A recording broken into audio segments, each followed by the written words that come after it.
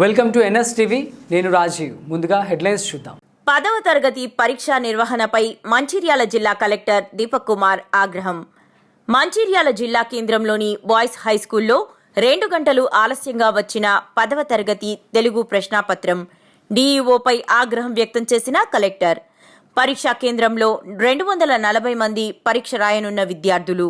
మధ్యాహ్నం 12 గంటల 30 నిమిషాలకి పూర్తి కావాల్సిన ఎగ్జామ్ 2 గంటల 30 నిమిషాలకు పూర్తవుతుందని చెప్తున్న విద్యాశాఖ అధికారులు. పరీక్ష ఆలస్యం అవ్వడంతో విద్యార్థులకు ఎగ్జామ్ సెంటర్లో బిస్కెట్లు పంపిణీ చేస్తున్న విద్యాశాఖ అధికారులు.